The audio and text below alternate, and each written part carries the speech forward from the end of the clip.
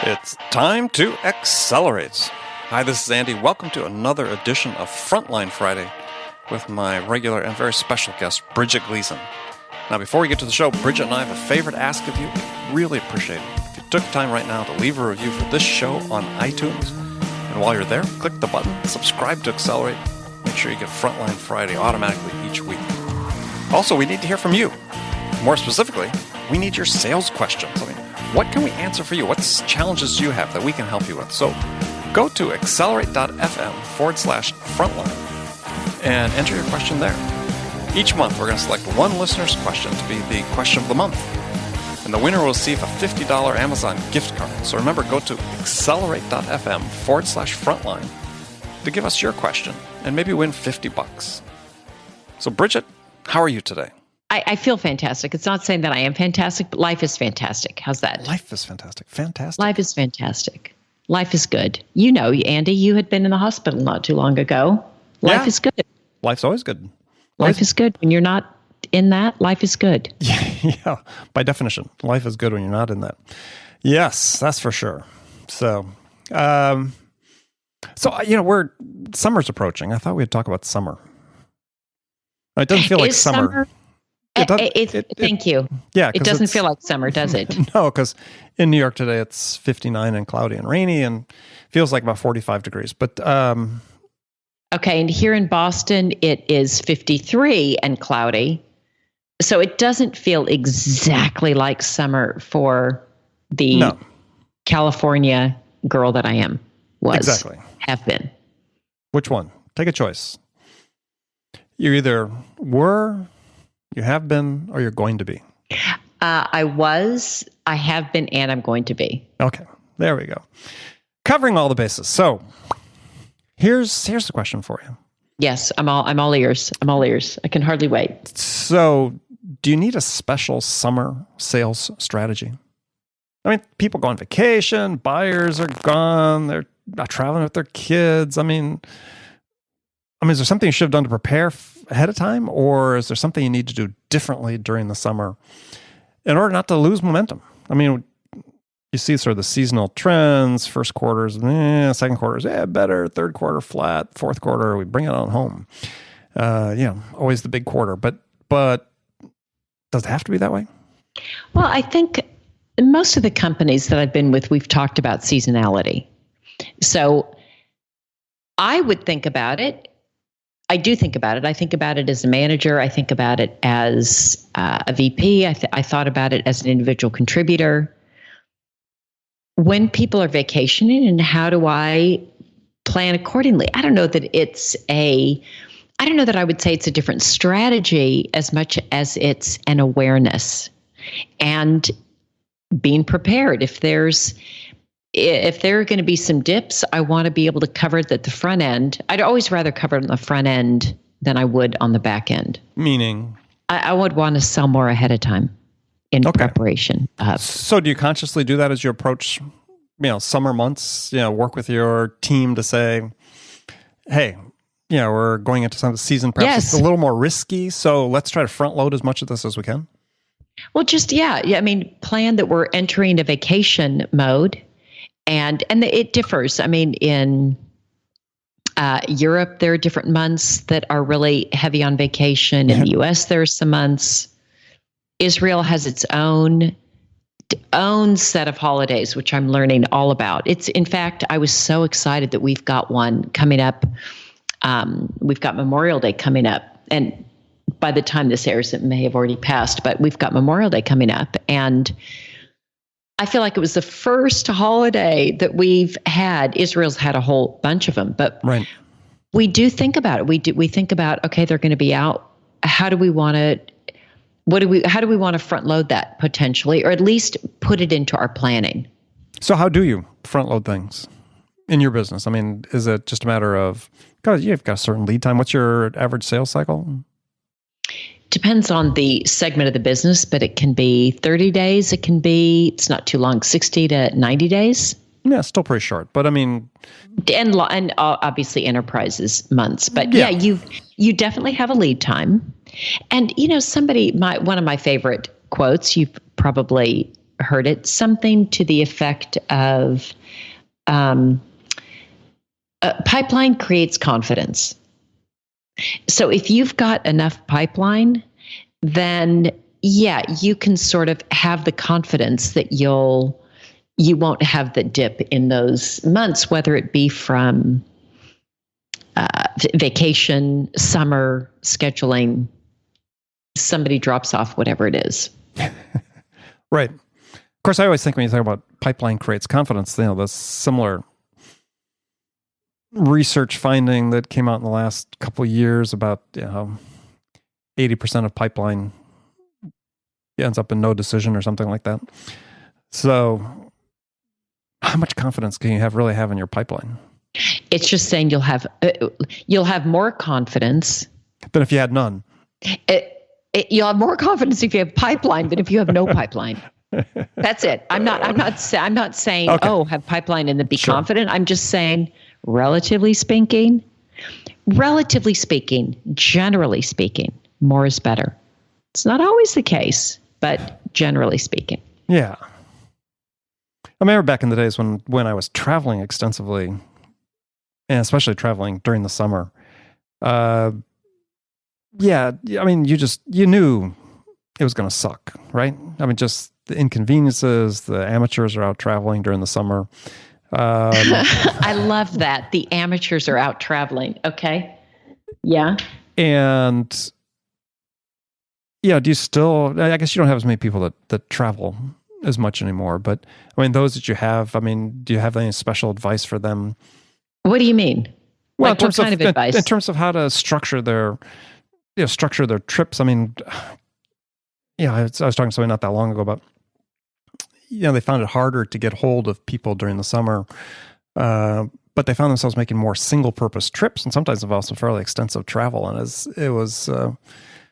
we were just brainstorming with them ideas about how to try to make the trips more productive, or whether you just even postpone the trips until you can actually justify the travel by seeing more than one customer on a travel. Well, I guess it depends on what the purpose of it is. If we are, let's say, in a certain stage of a deal, it doesn't matter. It doesn't matter.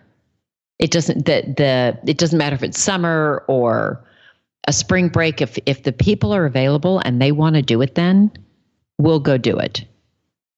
So I found if there's a project that's being worked on and if there is some critical event that you're moving towards, then you just keep moving along the plan. There's one deal that we're working right now. It's a very, very large deal, and it's not a 30, 60, 90-day deal. This has been in the works for many, many months. And it's it's a European company, and they take a lot of time off in the summer. And so even as we work with purchasing, we've planned our schedule around sort of their planned breaks. Right. And we just go and it was all part of the schedule that we put together with them, right, and the timeline. Yep. Yeah. I mean, you got to do that, especially as I'm dealing with European customers, that doesn't seem to be quite as hard and fast as it was, 15, 20 years ago, where, come August 1st, Europe shut up and went away, or closed up shop but went away. But there's still big influence with the vacations during the summer. So a question about summer then for you is how do you advise salespeople when to take vacation? Do you think there's an optimal time to take it? Do they get vacation? You're assuming that I let them have vacation.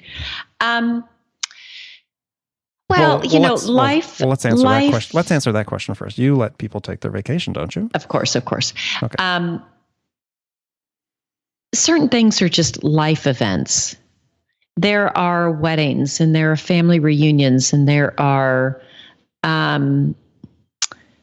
this group is getting together. There are things that happen in their lives. President's Club of a fiance. So somebody who works for me here, fiance, had President's Club. And so certain things that aren't, you can't change the date. You can't change the date. And so there's a certain number that doesn't matter when it is. that's when they need to take them. So they need to go take them. So Other than that, you're not big about, because some companies are, and some companies are fairly rigid in trying to get salespeople to take vacations during quote unquote slow periods and so on. No, because I think slow periods for me, my favorite times were slow periods. There was a lot that I was able to do with regards to the people who were around and preparing for the next quarter or the next month or whatever it was. It gave me some time to do things that maybe in the sort of the fast pace that I was generally in, I got to slow down a little bit. So no, I don't encourage them to go take them. I typically don't like the last week of a quarter. That's not like if you have a choice, I don't want it towards the end of a quarter. Sure. But I don't try to get people to take it during a particularly slow period. If it works for them, like let's say between Christmas and New Year's, which is typically slow, and it's typically a time when people like to take off. I still have to balance that though, to make sure that there are some people around, because some people still are working. So there's still a balance, but I don't push it too far one way or the other. Okay, so here's a question that sort of more in the news about work and vacation, though it's not specific about vacation, but we've seen in Europe where there's been legislation passed that, I don't know, it was Germany, I think it was, that said that you're not required to answer emails from work after hours. You're not required, or you're not allowed? Well, maybe not. Because sometimes it's not allowed. Maybe it's not allowed. It's certainly, you couldn't be required to. So that could be two halves of the same coin. But so what, when you have people go off on vacation, what's your sort of guidelines? I mean, do you expect them to be completely cut off? Do you expect them to be partly engaged with work while they're on vacation? Sort of what's your expectation? And what do you think is a reasonable expectation? I don't have a blanket answer, but I think about this because I went through this recently with someone who works for me who went to President's Club, and she hadn't been here that long. So it was probably a little early, just in terms of her going on vacation. It was about a week and a half. And a week and a half after she started? A week and a half the vacation. Oh, okay. Okay. And but I knew about it ahead of time, and I wanted her to go. And we talked about what the best strategy for her was going to be and what she felt comfortable with and what she wanted to do. And one of the things that I said is, don't be there, but be here. Don't be physically there, but have your mind here at work, because you're not going to have a vacation then. So if there's certain things, I would rather just have it off your plate and have somebody follow up for you and, let us know what we need to do. If there's certain calls you feel like you need to be involved in, let me know those. First of all, I said, let me know very clearly what you want to do. Do you want to take all the time off? Do you want to work? Let's talk about what you feel most comfortable with. And then my encouragement was, don't just let it sort of linger every day, because then you're not going to have a vacation. Right. And there may be certain times that you say, okay, these 2 mornings, I'm just going to check in, do a couple hours of work. This is when it's going to be. So I guess more than anything, Andy, I just look for clarity.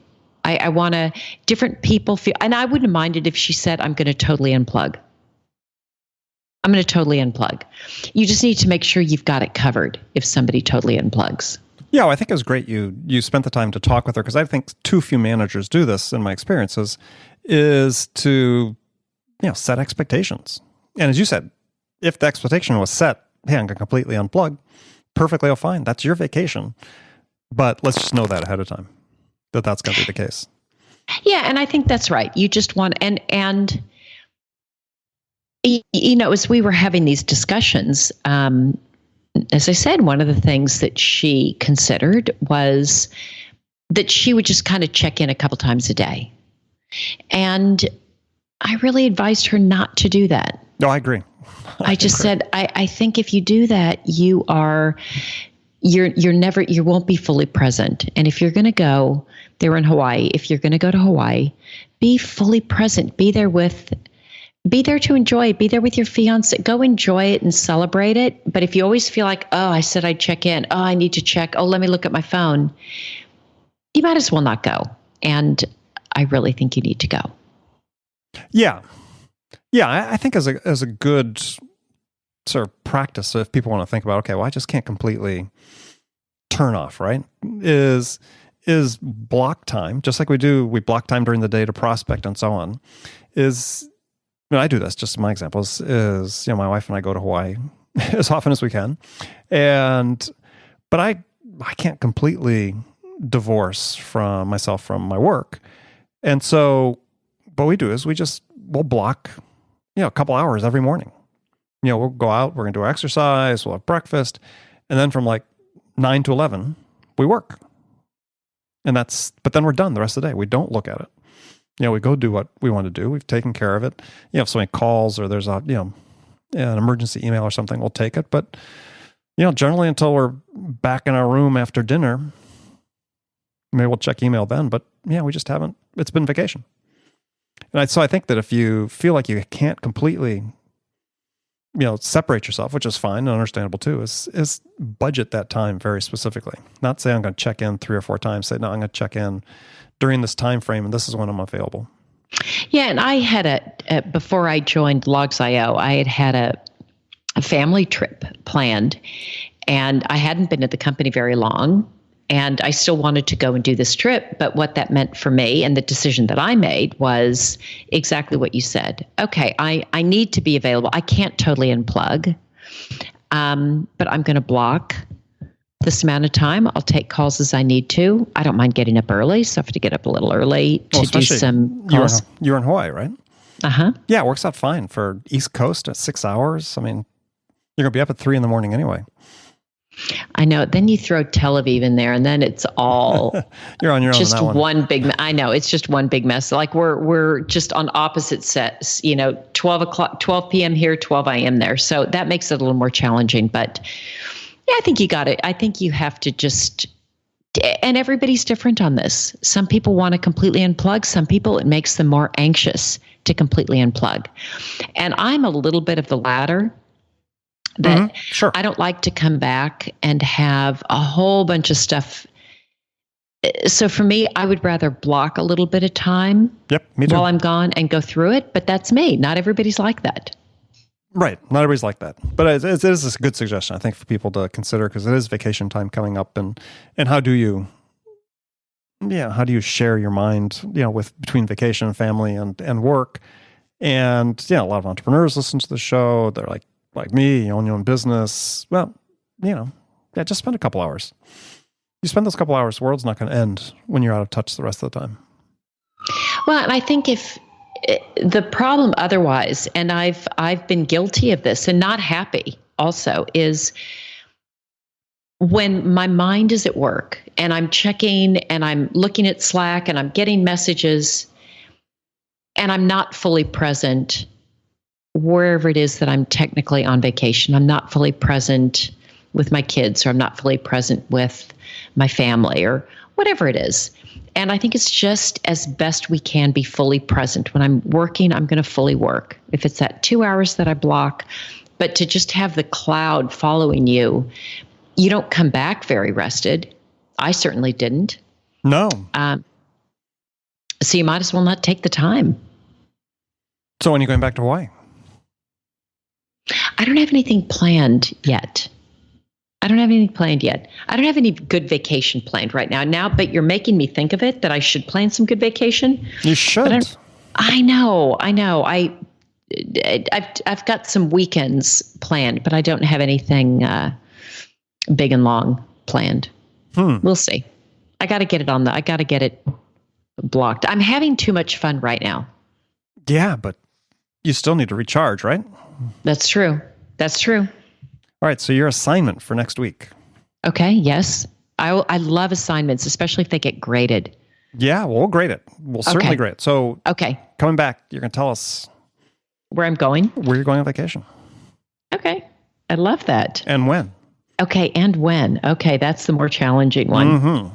Yeah, anybody can have plans without dates on a calendar.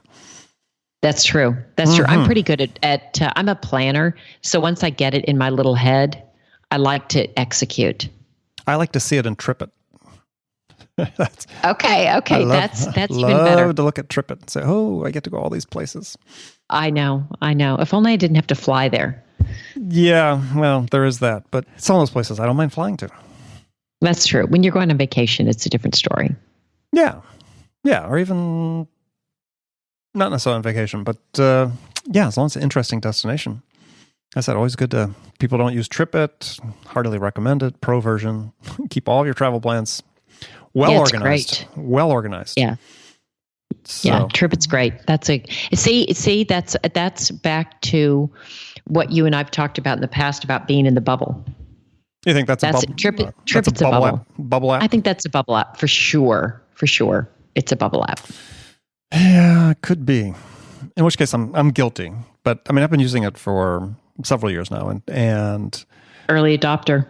I think I was an early adopter, but I travel extensively, and just invaluable because you never had to sort of like search my email to see my confirmation or so on. I just you get the confirmation, you just forward it to TripIt, and you're done, and everything's there and organized by trip, and so all the hotels, all the airplanes, all the confirmation numbers you need. I mean, it's a real simplifier. Love those apps. Yeah, and that one's a good one. So I should go scroll back through it again so I can daydream about vacation. Where's your next vacation? Hawaii. So 2 weeks Hawaii in August. Nice. Yeah. Actually, I sort of was looking at today. It's actually going to Hawaii 4 times the next 6 months. So must be the life. Must be the life. Well, hey, own your business. Yeah, you can operate your business from anywhere. It's not a bad gig. I know. I've done it. You've done it. I know. So, all right, Bridget, as always, fantastic to talk with you. And likewise, until next time, I like what we're going to talk about next time, vacation. Vacation and when. Don't forget. All right, I'm writing the note to make sure that we talk about your vacation assignment. Love it. And then maybe we can talk about a little what your reading assignment is for your vacation as well. I get reading assignments? Sure. On vacation? Well, see, we always talk about business reading. Well, let's talk about something that's not business reading. Okay. Now you're talking my language. Something, for pleasure. All right. Free the mind up. That's good. All right. I do both. I read both. Excellent. All right. Bridget, till next time. Andy, as always, great to talk to you. And friends, thank you for joining us again today. Make sure you come back next Friday. Listen to us again here on Frontline Friday. Bridget, see you then. All right. Take care.